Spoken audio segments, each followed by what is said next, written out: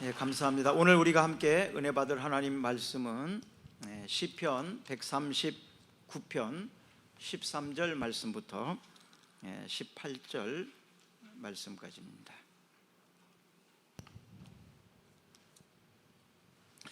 주께서 내 내장을 지으시며 나의 모태에서 나를 만드셨나이다. 내가 주께 감사하옴은 나를 지으심이 심히 기묘하심이라. 주께서 하시는 일이 기이함을 내 영혼이 잘 아나이다. 내가 은밀한 데서 지음을 받고 땅의 깊은 곳에서 기이하게 지음을 받은 때에 나의 형체가 주의 앞에 숨겨지지 못하였나이다.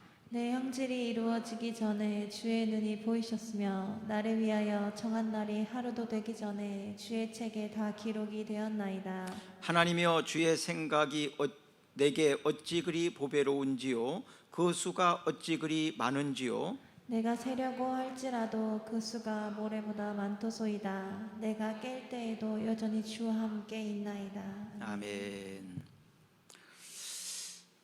G7 가운데에서 자살률 1위는 일본입니다.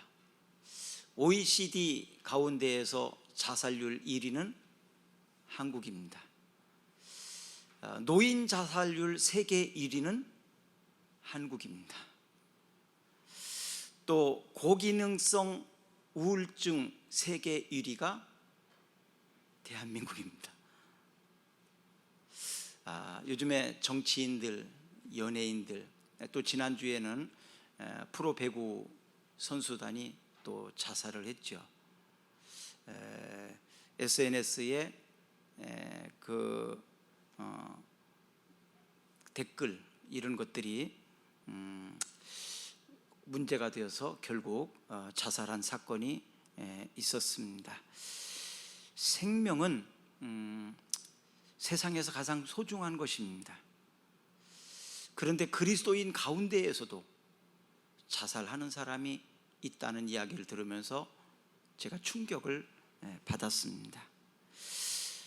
그리스도인의 삶은 세상 사람들과 다르게 살아야 되는데 아마 그 기준, 그 양식이 제대로 가르쳐지지 않아서 그런 것 같습니다.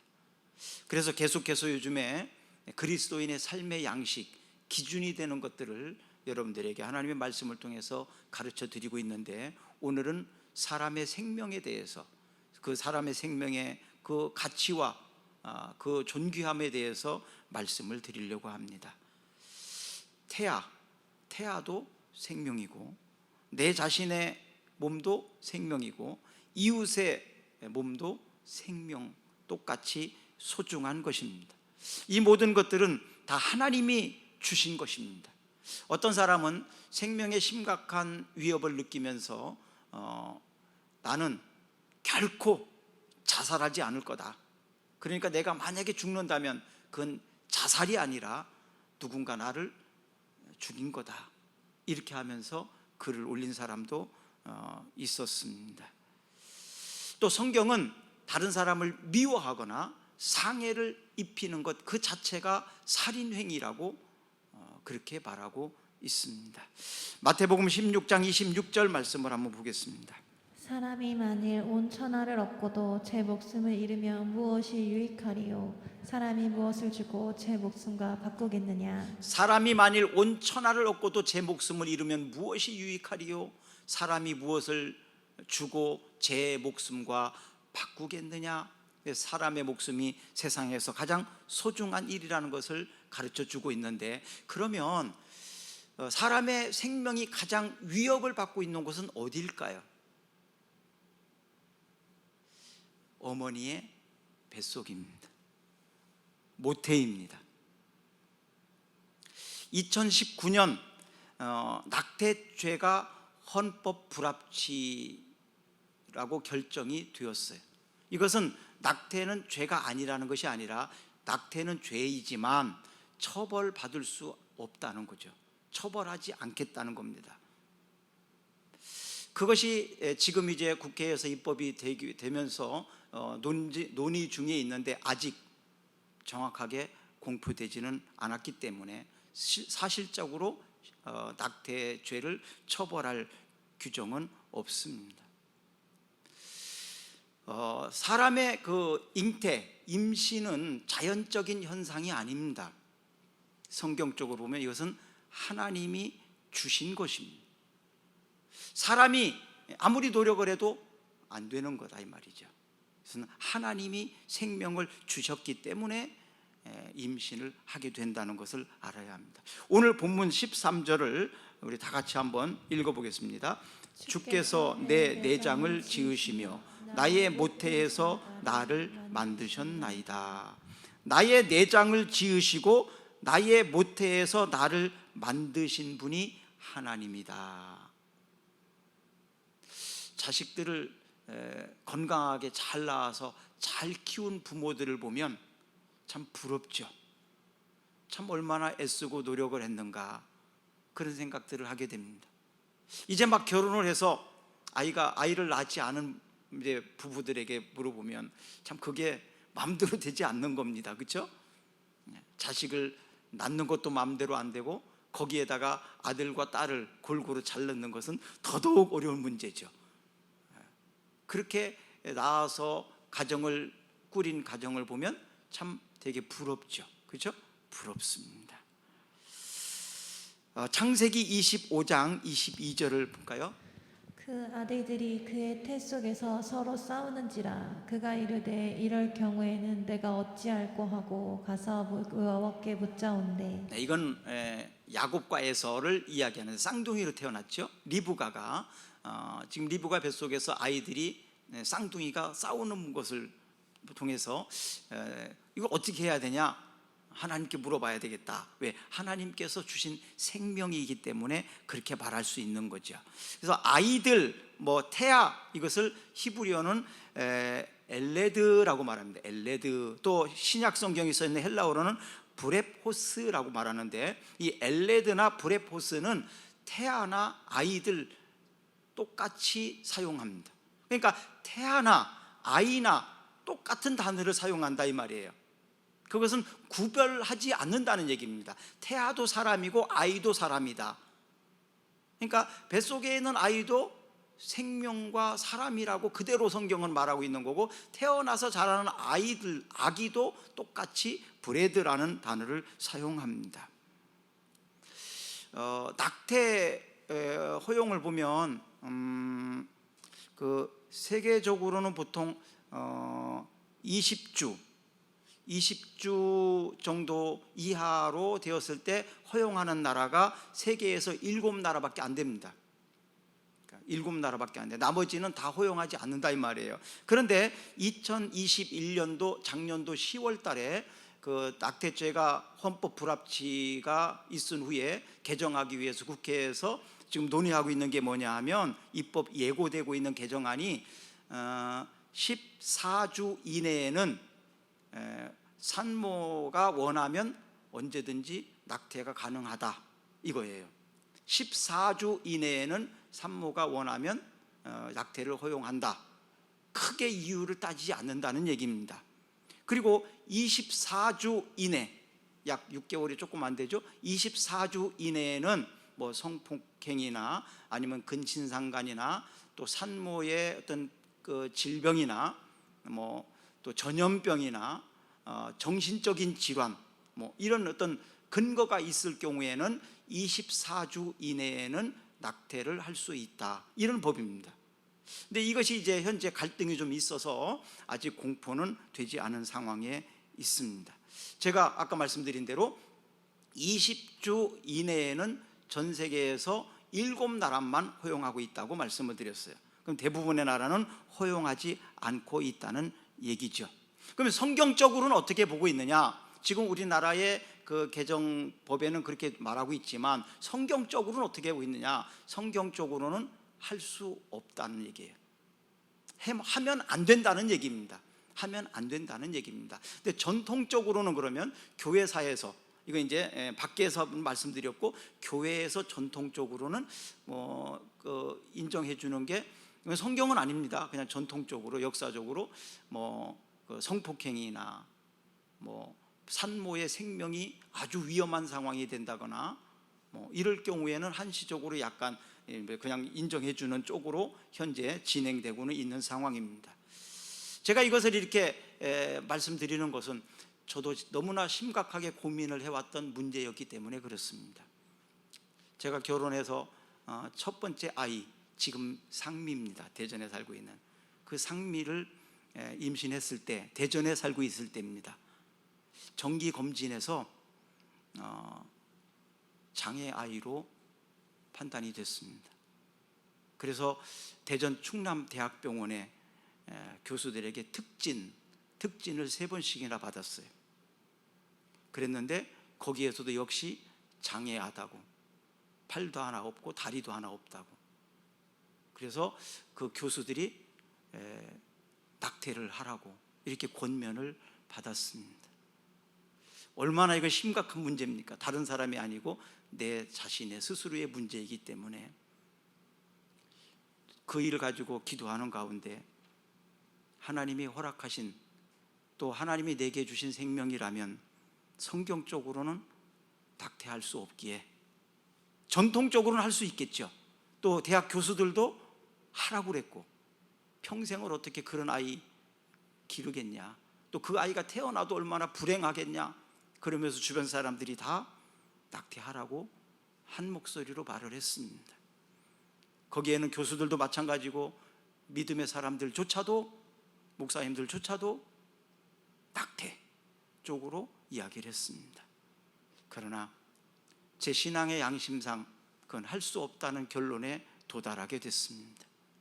그래서 하나님이 내게 허락하신 일이라면 나는 낳겠다고, 장애 아이지만 낳아서 내가 기르겠다고 그렇게 하고 아이를 낳았습니다. 그래서 제일 먼저 대전 유천동에 있는 부부의원에서 출산을 했는데요, 제일 먼저 제가 간호사한테 물어본 게 정상입니까? 였습니다. 그 간호사 깜짝 놀라서 아니 왜 그렇게 물어보냐고, 왜 그렇게 물어보냐고. 아이는 건강하다고, 정상이라고. 충격적으로 놀라운 일이었습니다. 그때의 그 마음을 이해하십니까? 그 아이를 낳을 때까지 몸조리면서 마음조리면서 기도해왔던, 그래서 그 아이를 만약에 그 믿음으로 결단하지 않았다면 지금 양상민은 세상에 없었을 거예요. 여러분, 꼭 정상 아이로 태어나서가 아니라 저는 정말로 하나님이 허락하셨다면, 하나님이 주신 아이라면 길러야 된다고 믿음으로 결정을 했기 때문에 그렇습니다. 하나님께서는 아마도 저를 시험하셨던 것 같습니다. 나의 믿음과 네가 성경적으로 어떻게 결정하는지를 내가 보겠다, 아마 그 시험이었던 것 같습니다. 그 시험에 저는 당당히 합격한 거지요. 그리고 아이들에 대한 문제나 기도 제목이나 이런 문제들은 특별한 은혜가, 또 은사들이 저에게 있습니다. 사랑하는 여러분, 정말 결정하기 힘든 일들입니다. 다른 사람에게 말해주기는 쉽죠. 그러나 내가 결정해서 내가 감당해야 될 그 고난이라면 그것이 보통 쉬운 일이 아닙니다. 그러나 믿음으로, 그리고 성경적으로 결정할 수 있기를 바랍니다. 저도 계속해서 이런 문제들이 발생될 때 성경적으로, 신앙으로 결단할 수 있도록 하나님의 은혜가 필요한 줄로 믿습니다. 이건 제 생각만으로 결정하기가 어려운 이야기입니다. 성령께서 은혜 주셔야만 가능하고, 성령께서 저의 생각을 붙잡아 주셔야만이 가능한 일입니다. 내 평생 신앙으로, 믿음으로 결정하며 살겠다고 결단하지만 언제 사람은 변할지 모릅니다. 끝까지 신앙으로, 성경으로 결정할 수 있는 제 인생이 되고 우리 교회 모든 성도들이 되기를 주의 이름으로 축복합니다. 아멘. 축복합니다. 그럴 때 저에게 주셨던 이 은혜가 여러분들에게도 있을 줄로 믿습니다. 시편 71편 6절을 볼까요? 내가 모태에서부터 주를 의지하였으며 나의 어머니의 배에서부터 주께서 나를 택하셨사오니 나는 항상 주를 찬송하리이다. 네, 내가 모태에서부터 주를 의지하였다. 모태에서부터 이미 주를 의지했다. 또 나의 어머니의 배에서부터 주께서 나를 택하셨다. 내가 모태에서부터 이미 주를 의지했고 하나님께서는 어머니의 뱃속에서부터 나를 택하셨다고 고백하고 있습니다. 이제 자살에 대해서 말씀드리고 싶습니다. 이제는 아까는 낙태에 대해서 말씀드렸다면 이제는 자살에 대해서 말씀드리고 싶습니다. 자살은 인간의 존재 가치를 전적으로 부정하는 행위입니다. 결국 자살은 자기 해체요, 자기 살인입니다. 자기 살인입니다. 극단적으로 선택하는 사람들, 물론 그들의 어떤 아픔이나 그들의 입장이나 오죽하면 자살했겠느냐라는 생각을 갖긴 하지만, 안타깝지만 그러나 그것을 미화할 수는 없습니다. 그리고 자살한 사람에 대해서 영웅이라고 해줄 수 있는 건 더더욱 있을 수 없는 일입니다. 그리고 자살로서 모든 죄가 덮어지는 거, 모든 죄가 없어지는 것도 아닙니다. 죄가 해결되는 것이 아니라 처벌할 수가 없을 뿐이지 죄가 없는 것이 아닙니다. 오히려 저는 더 나쁜 사람이라고 봅니다. 스스로가 해결해야지. 그가 자살로서 끝났다는 것은 얼마나 그게 이기적인 것이고 다른 사람을 헤아리지 않는 것인지 모릅니다. 남은 사람들에게 더 큰 고통을 주는 일이고, 그로 인하여 피해를 당한 사람들에게는 살인 행위와 같은 평생 동안 지울 수 없는 아픔을 가지고 살도록 하는 일들입니다. 그래서 그리스도인들에게 있어서는 어떤 사람들은 자살하면 천국 못 간다라고 표현합니다. 천국 간다 안 간다를 내가 결정할 수 있는 문제는 아니지만 자살한 사람이 어떻게 천국 갈 수 있겠느냐, 그만큼 중요하게 여긴다 이 말입니다. 그래서 예수 믿는 사람, 안 믿는 사람도 마찬가지지만 결코 자살해서도 안 됩니다. 에스겔 16장 6절을 한번 읽어보겠습니다. 내가 내 곁으로 지나갈 때 내가 피투성이가 되어 발짓하는 것을 보고 내게 이르기를 너는 피투성이라도 살아있으라. 다시 이르기를 너는 피투성이라도 살아있으라고. 내가 내 곁으로 지나갈 때에 내가 피투성이가 되어 발짓하는 것을 보고 내게 이르기를 너는 피투성이라도 살아있으라. 피투성이가 되어도 살아있으라. 비참한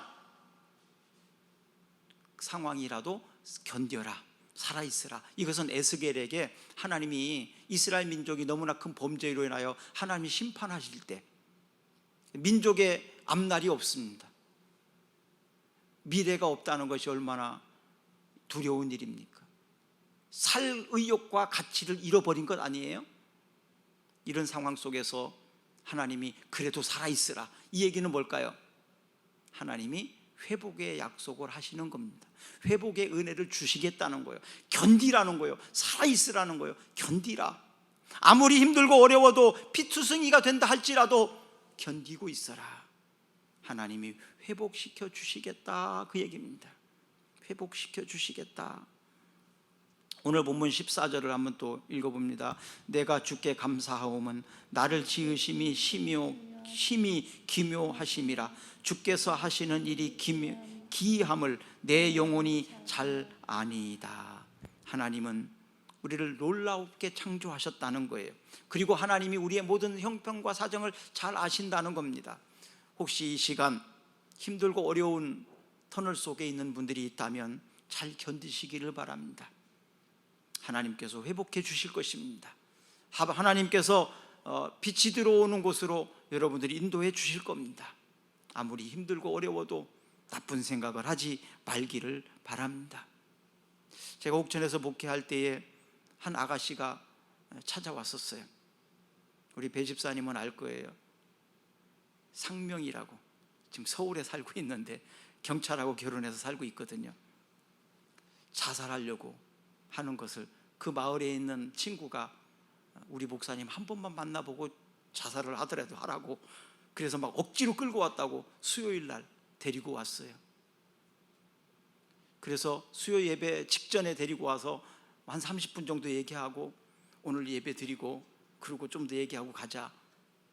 그리고 그날 이야기하고 예배 드리고 그러는 가운데에 자살할 마음을 바꿨습니다. 그래서 교회에서 신앙생활 열심히 하다가 서울로 시집가서 지금 잘 살고 있어요. 죽겠다고. 참 그 죽겠다고 한 사람의 마음, 그 마음이 얼마나 힘들은지 여러분 아십니까? 그래서 자살 옹호론자들은 이렇게 말합니다.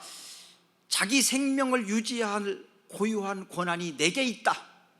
그러므로 내 생명을 내가 포기할 권한도 내게 있다. 이렇게 말합니다. 그러나 성경은 뭐라고 말합니까? 네 목숨은 네 것이 아니다. 하나님의 것이다. 그러므로 네가 너 자신을, 너 생명을 죽인다면 그것은 너의 권한을 남용하는 것이고 너 자신을 살해하는 살인죄다. 성경은 그렇게 말합니다. 그래서 자살 옹호론자들은 살고 죽는 일은 내 마음이다. 그러나 하나님은 그건 네 마음이 아니야. 그건 너의 권한을 넘어선 거야. 그런 얘기입니다. 자살을 한 부모의 마음은 어떨까요? 자식이 부모 앞에서 먼저 자살했다면 어떻겠습니까? 부모님은. 또한 주변 사람들은 어떨 것 같습니까? 견뎌야 됩니다.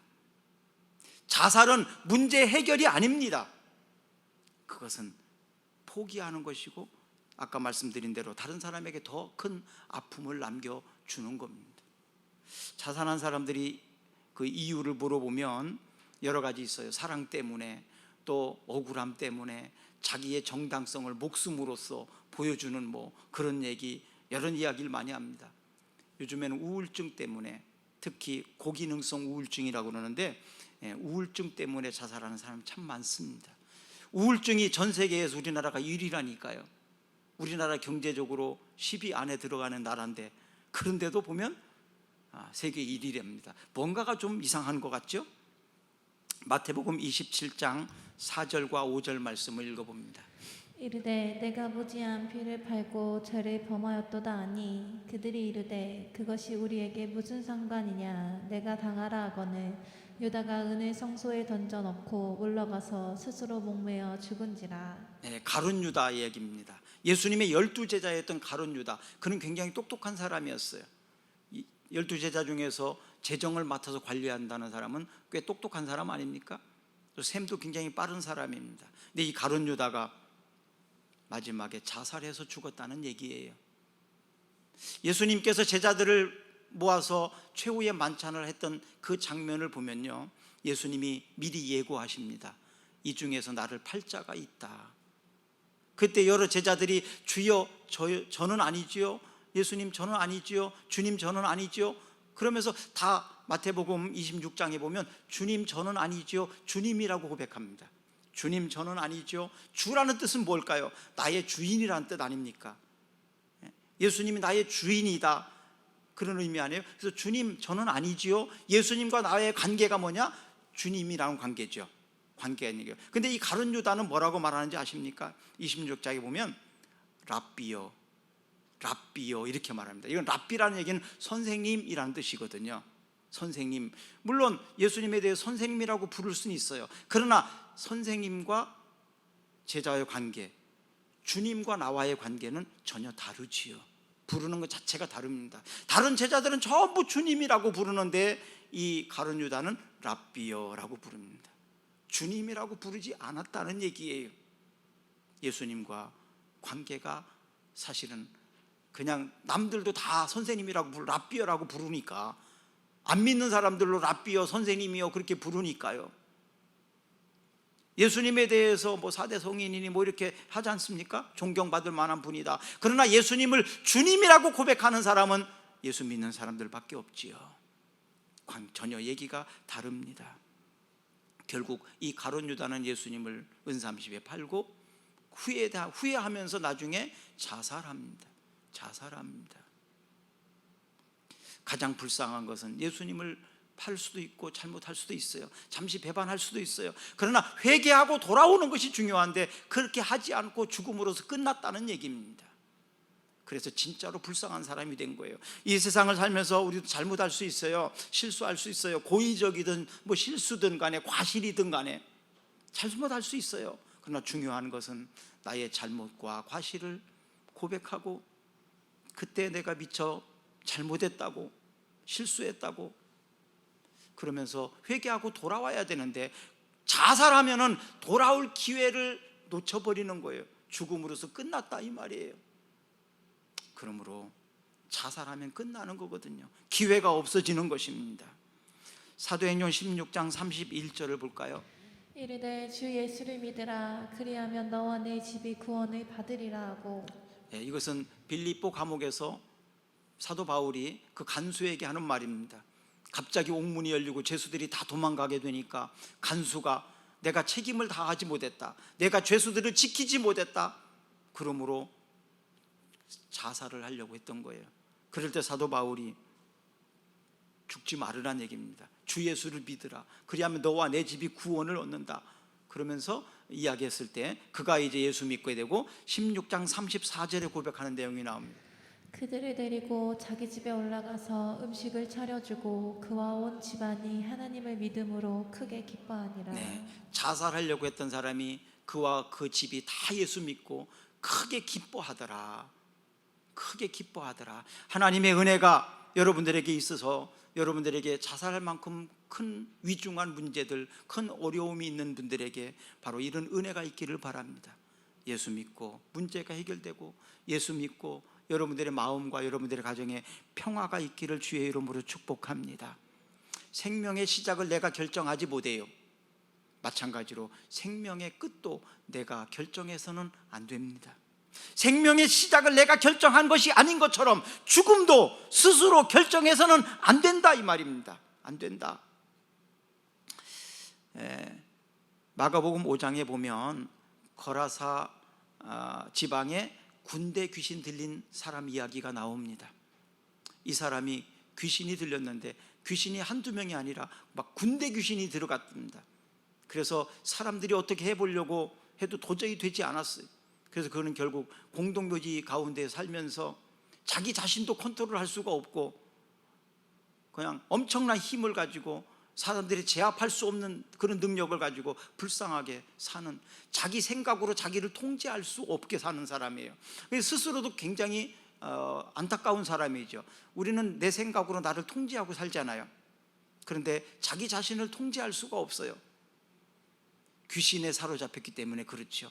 또 다른 사람들이 그를 통제시킬 수도 없습니다. 귀신의 능력 때문에 그렇습니다. 예수님께서 찾아가셔서 그 군대 귀신 들린 사람을 고쳐주셨습니다. 그에게 들어있는 그 귀신을 내어 쫓았어요. 어디로 그 귀신들은 갔느냐? 돼지떼에게로 갔는데 돼지 2,000마리에게로 갔다고 말했습니다. 그러니까 어마어마한 귀신떼들이 바로 돼지떼에게 들어갔죠. 그러니까 돼지 속으로 들어가니까 귀신들이, 돼지가 다 가서 몰살 다 죽었습니다. 그러니까 동네 사람들이 예수님을 이 거라사 지방에서 내어 쫓으셨습니다. 나가시라고. 왜? 돼지떼 2,000마리를 잃어버렸으니까요. 어쩌면 이 모습을 보면서 오늘날 우리가 살고 있는 이 시대가 그런 시대는 아닌지 모르겠어요. 한 사람의 생명보다는 돼지 2,000마리가 더 중요하다는 거죠.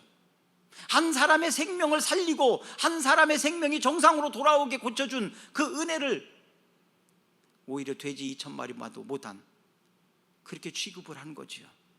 오늘날 정치인들을 보면서 또 경제하는 사람들을 보면서 사람의 생명을 정말 소홀히 여기고 경시 여기는 이 모습을 보지 않아요? 스스로의 생명도 그럴 뿐만 아니라 다른 사람들의 생명을 돈과 권력, 그런 것들 때문에 바꾸기도 하지 않습니까? 그리고 악플 같은 걸 달아서 한 사람을 매장시켜 버립니다. 또 자기 마음에 들지 않는 사람들이 있으면 막 전화하고 단체로 달려가 가지고 못 살게 굽니다. 집단적인 괴롭힘이 아닙니까? 오히려 그것이 왕따시키는 거 아니에요? 괴롭힘. 그런데도 불구하고 우리나라 법은 그들을 보호하지 않고 있다는 거예요. 세상에서 바른 말을 바르게 하려고 하는 사람들이 지켜주지 못한다는 겁니다. 전화 테러, 쫓아가서 데모하고 괴롭히고, 그래도 지켜주지 않아요. 여러분, 오늘날 주님은 우리를 보면서 뭐라고 말씀하시겠습니까? 내 이웃을 내 몸과처럼 내 몸과 같이 사랑하라고 말씀하신, 그래서 선한 사마리아인의 비유, 제가 몇 주 전에 말씀드린 대로 그것이 바로 이웃사랑의 표본이라고 말씀드렸어요. 이웃사랑의 표본. 유대 사람들이 사마리아 사람들을 사람 취급도 하지 않았지만 그 유대인이 강도 만나서 죽어가는 모습을 보면서 사마리아 사람이 자기를 그렇게 무시했었던 유대인 강도 만나서 피를 흘리고 있는 그 모습을 보면서 가서 치료해주고, 또 돈이 부족하면 내가 줄 테니까 잘 치료해주라고 자비를 들여서, 바로 그 사람이 이웃이다. 그 사람이 이웃이다. 그런데 그 당시에 레위나 제사장들은 자기도 강도 만날까 봐 다 피해서 도망갔다고 말하잖아요. 같은 민족임에도 불구하고 그들은 율법사들이었지만, 레위인들이었지만 주님의 사랑을 가지고 있지 않은 사람이었고 하나님의 말씀대로 살지 않는 사람들이었습니다. 여러분, 우리는 지금 어떻게 살고 있습니까? 우리가 예수 믿는 사람이라고 하면서, 하나님의 사랑을 받고 사는 사람이라고 하면서 그 레위인처럼, 제사장처럼 강도 만나서 고반 죽어가는 사람, 피 흘리는 사람을 나도 강도 만날까 모른다고 도망쳐 가지는 않습니까? 그렇다면 똑같이 주님께서는 주님의 사랑을 실천하지 않는 사람이라고 말할 겁니다.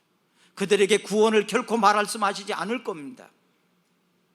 사마리아인처럼 내가 강도 만날 수도 있지만, 나를 그렇게 무시한 사람이었지만, 사람 취급도 하지 않은 사람이었지만 그 사람을 데려다가 치료해 줬던 그 사람이 진정한 이웃사랑이고, 그렇게 실천하라고, 너희도 가서 이와 같이 하라, 이렇게 말씀하셨습니다.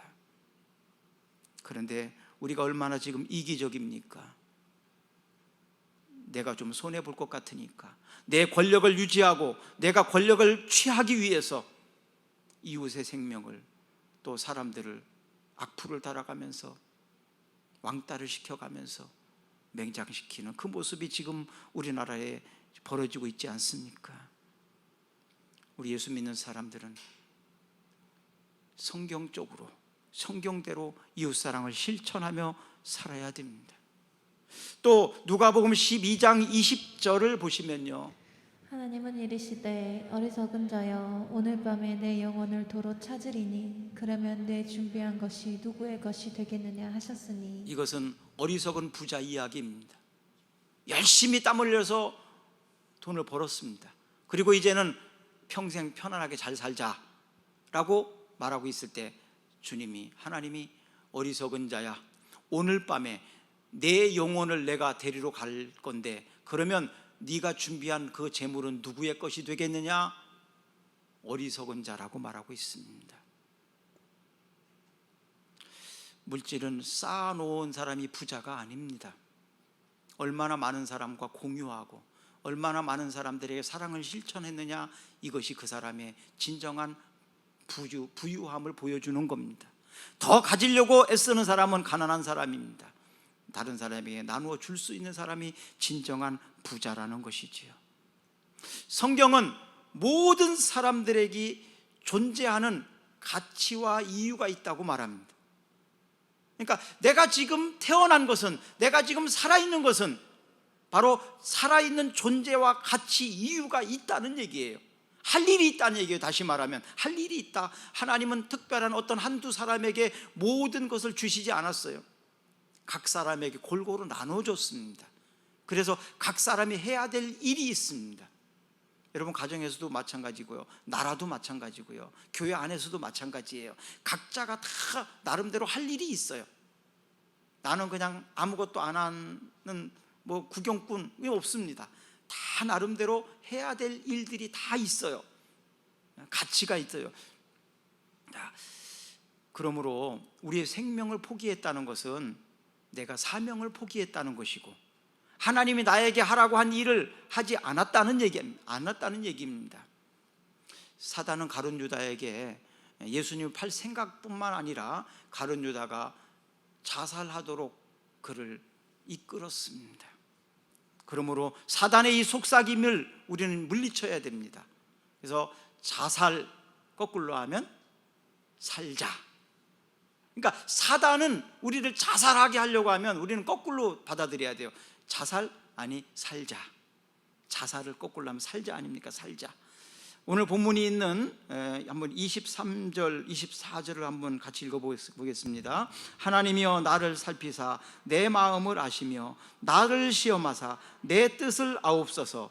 내게 무슨 악한 행위가 있나 보시고 나를 영원한 길로 인도하소서. 이것은 하나님이여 나를 살피사 내 마음을 아시며 나를 시험하사 내 뜻을 아옵소서. 우리가 고난 가운데 있을 때, 너무 힘들어할 때, 고통 가운데 있을 때 자기를 성찰할 수 있는 기회로 삼으면 됩니다. 왜 내게 이런 고난이 왔을까? 왜 나에게 이런 힘들고 어려운 일이 있을까? 그래서 첫 번째로 봐야 될 것은 뭐냐 하면 내 잘못은 무엇인가? 내가 하나님 앞에서 죄 지은 건 뭘까? 내가 바르게 살지 않은 것은 뭘까라는 것을 하나씩 생각해 보는 거예요. 그럴 때 나는 뭐 요만큼밖에 잘못 안 했는데 나는 너무나 큰 처벌을 받고 있는 것 같아, 이렇게 생각하면 안 됩니다. 조그만한 것도 죄는 죄예요. 작은 것도 죄는 죄고 작은 것도 잘못은 잘못인 거예요. 그러니까 뭐 크고 작은 걸 따지지 말고 일단 그 작은 것이지만, 여러분 오히려 작은 잘못을 했을 때 크게 아픔을 당하면요 다시는 그 작은 죄도 범하지 않습니다.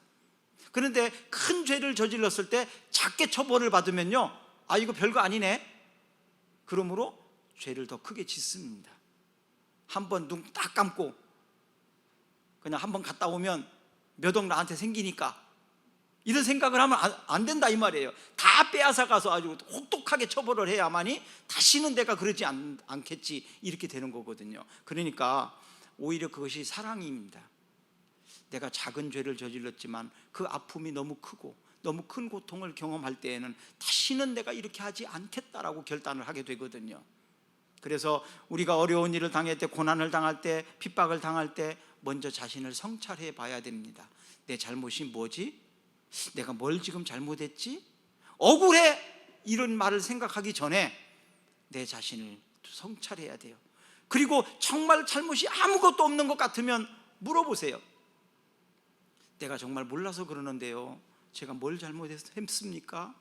엄마, 아버지, 제가 뭘 잘못했는지 좀 구체적으로 알려주세요. 고칠게요. 하나님, 제가 무엇을 잘못했는지 좀 제가 알지 못하니까 깨닫도록 가르쳐 주세요. 물어보세요.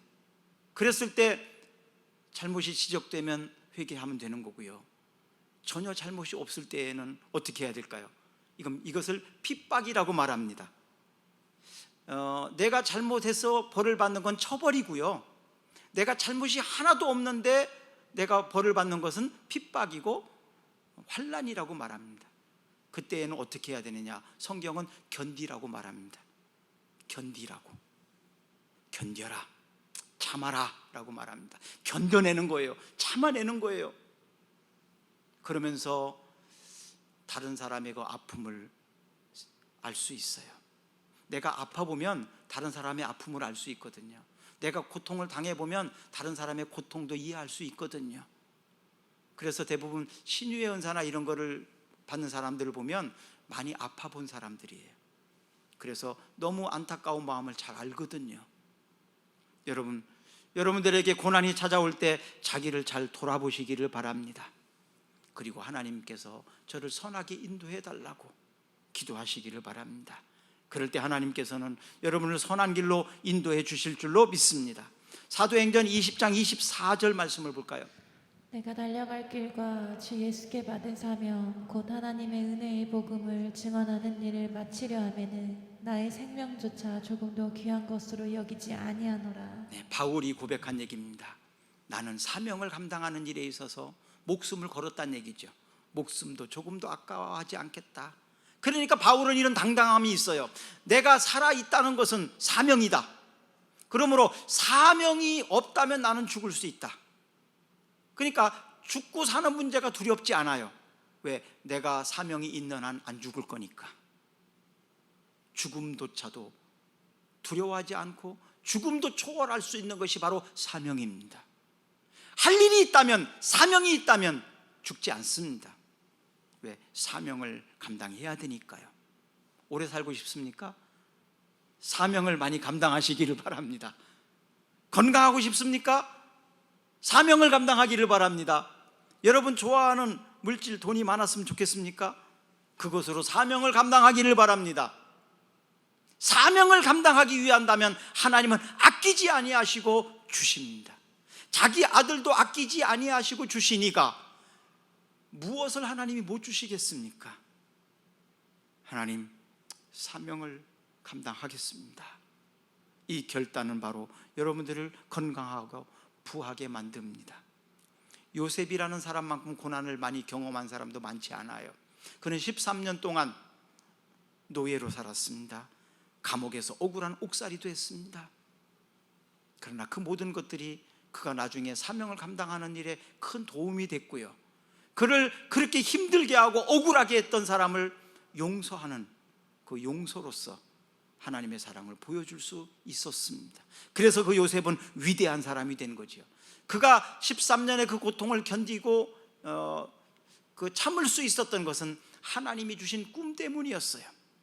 꿈. 하나님이 주시는 꿈이 있으면 참고 견딜 수 있습니다. 꿈사랑교회, 우리 교회입니다. 하나님은 우리에게 꿈을 주셨습니다. 그러므로 우리는 참고 견딜 수 있고, 하나님이 우리에게 주신 꿈 때문에 우리는 더 열심히 공부해야 되고, 하나님이 내게 주신 꿈 때문에 우리는 더 열심히 돈도 벌고 건강해야 합니다. 내게 주신 하나님의 꿈이 있으니까요. 하나님의 주신 꿈을 붙잡으면 여러분 다른 염려하지 않으셔도 됩니다. 2022년도 우리에게 주신 하나님 말씀이 있어요. 디모데전서 6장 18절 말씀입니다. 같이 읽습니다. 선을 행하고 선한 사업을 많이 하고 나누어 주기를 좋아하며 너그러운 자가 되게 하라. 되게 하라. 되게 하라. 선을 행하고 선한 사업을 많이 하고 나누어 주기를 좋아하며 너그러운 자가 되게 하라. 사랑하는 여러분, 이런 사람이 되었으면 좋겠습니다. 저는 우리 학생들이 너무 꿈이 없어요. 그래서 계속해서 대학을 가라고 강조를 많이 해요. 사실 대학을 가서도 쉽지 않아요. 공부를 열심히 해야 대학 가서도 공부하기가 쉬운데 공부를 너무 안 해놓으니까 대학 가서 따라가기가 너무 힘든 거예요. 그래서 어떤 학생이 어저께, 목사님 어떻게 해야지 공부를 잘할 수 있을까요? 물어보는 거. 어떻게 하세요? 어떻게 해야? 참 진짜부터 그런 고민을 해야 될 문제인데 대학에 와서 이제 어떻게 해야 될까요? 참 힘들죠? 그러나 가야 합니다. 그래서 저는 기술을 좀 배우라고, 공부하고 기술을 좀 배우라고. 그래서 제 마음속으로 사실은 그런 마음이 있어요. 계속 기도해 왔는데 어떤 분이 제 기도의 제목을 하나 이루어 주시더라고요. 우리 교회에서 대학 가는 우리 교회 학생들이 대학을 가면 어떤 모양이든 조금이라도 좀 도와줬으면 좋겠다. 크게 도움은 안 돼도 조금이라도 도움을 줬으면 좋겠다. 근데 교회가 다 재정으로 감당할 수 없으니까 어떻게 해요? 우리 성도님들이 좀 잘 살고 성도님들이 돈 좀 많이 벌어서 지정장학금을 좀 이렇게, 지정장학금을, 나는 해외에도 지정장학하니까, 그렇죠? 해외에도. 그래서 누가 대학 가면은 그 학생에게 내가 용돈이라도 좀 주고 싶다. 그래서 교회 이름으로 자기 이름 안 드러나게 조용히, 그렇죠? 그래서 우리 교회에서 대학 가면 누구든지 좀 이렇게 도와줬으면 좋겠다. 그리고 할 수만 있다면 나중에는 다 학자금도 주는 교회가 됐으면 좋겠다. 그래서 이게 바로 다음 세대를 키우는 목회 아니겠습니까? 다음 세대, 그렇죠? 그런 꿈이 있거든요, 사실은. 근데 너무 공부를 안 해가지고 속상한데 좀 공부를 열심히 했으면 좋겠어요. 우리 학생들 공부를 좀 열심히 했으면 좋겠어요. 그리고 우리 성도님들은 좀 열심히 사업하시고 열심히 돈 벌으셔가지고 우리 후계자들, 내 자식뿐만 아니라 우리 후배들을, 다음 세대를 좀 많이 정말 키우는 우리 교회가 됐으면 좋겠습니다. 마지막으로 디모데후서 2장 20절에서 21절 한번 읽어봅니다.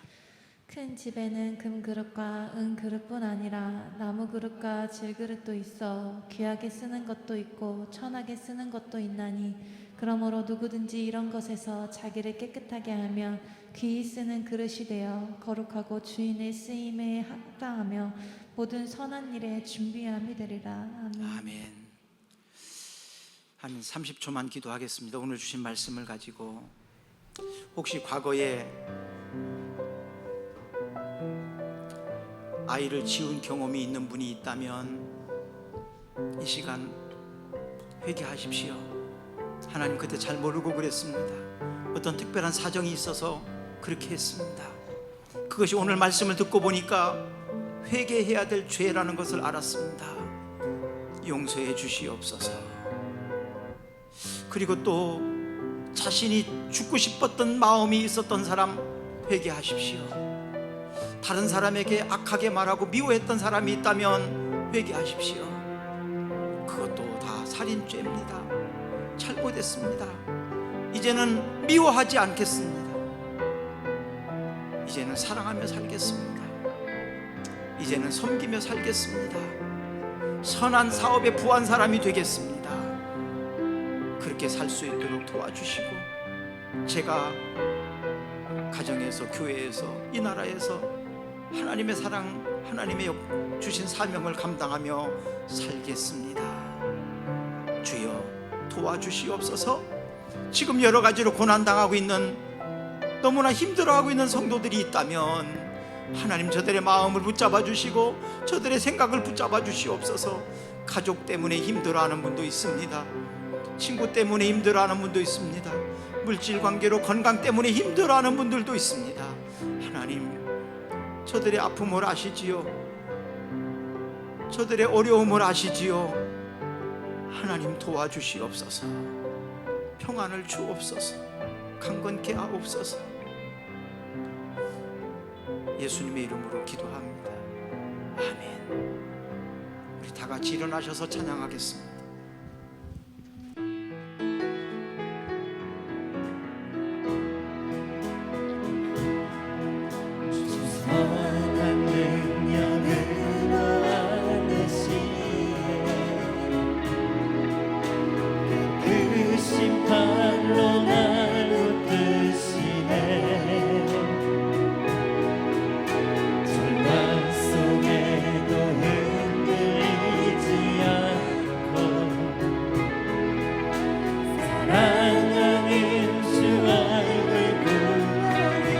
괴로운 날 에워싸고 섬의 괴로운 날 에워싸고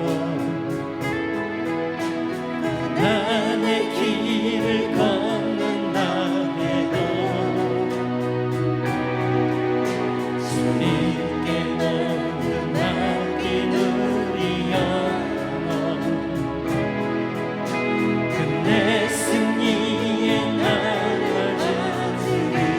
주님이 마신 고난의 쓴 자는 주님이 마신 고난의 쓴 자는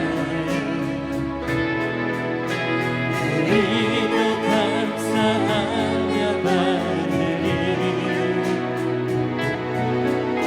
주님의 남은 고난 채워가며 예수와 복음 위에 선한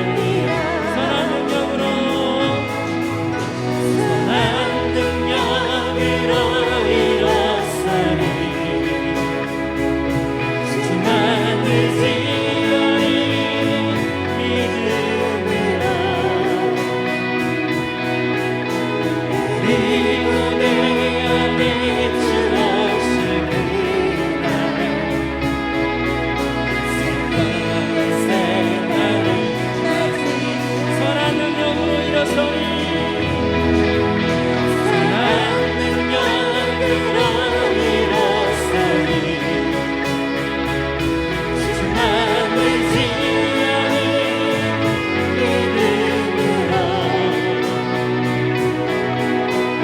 그리고 내 안에 주 없을 승리의 생활을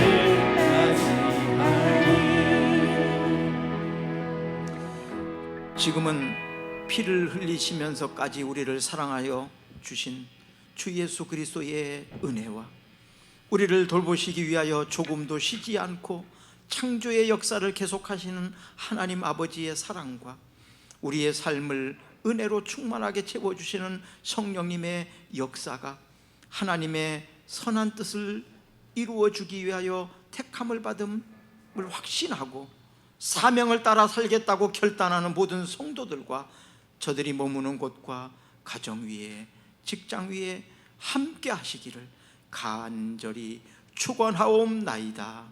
아멘.